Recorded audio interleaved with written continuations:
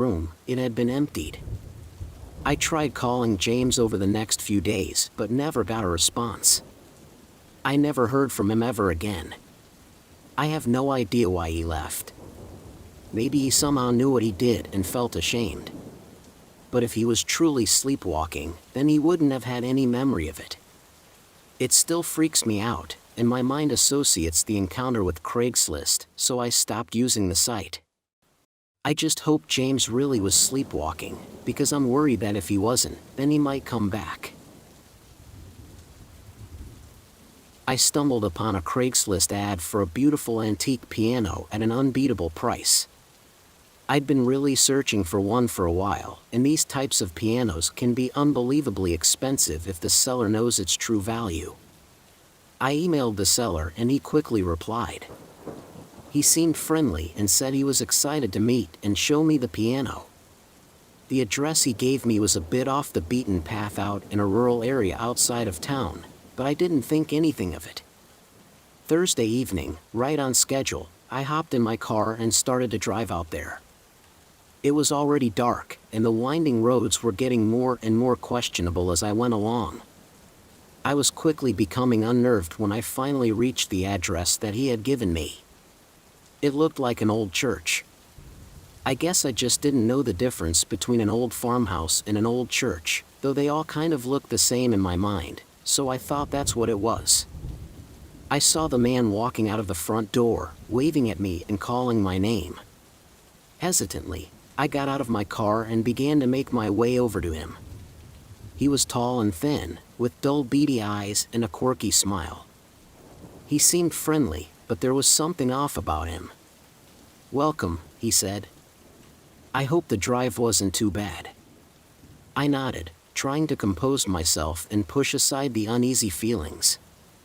He led me inside the place, which I immediately noticed that it likely was actually an old church, but it had been converted into some sort of makeshift musical instrument museum. There was all kinds of gear lining the walls: drums, banjos, guitars, and a host of other instruments. I didn't spot the piano, though. I turned and asked him where the piano was. "It's downstairs," he replied. I hesitated, something not feeling right with the way he said it. Nonetheless, I followed him down a narrow hallway where a staircase led down below. He grabbed a heavy flashlight before starting down those stairs. As we reached the bottom, he turned to me and gave me a lopsided grin. "It's down here. Don't worry." He shined the flashlight on a small room off to the side. I hesitated, unsure if I should go in, but I was too far in to back out now. We entered the room. The man flicked the lights on, which were dim just enough to see the piano sitting in the center. The problem was, it looked nothing like the picture in the ad. The wood was chipping, keys were missing from one end of the keyboard, and it was quite a bit smaller than I anticipated.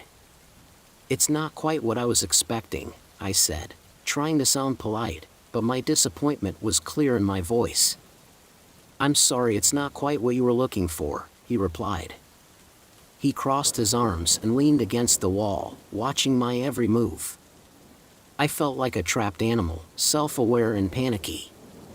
The whole setup was weird, and I felt like I needed to leave. "Thanks for this. I think I'll pass on it, though." I looked over at the man, who was still leaning against the wall with a crooked smile on his face. "Is there anything else you'd like to look at?" he asked. "No, I'm okay," I stuttered, feeling threatened by his tone.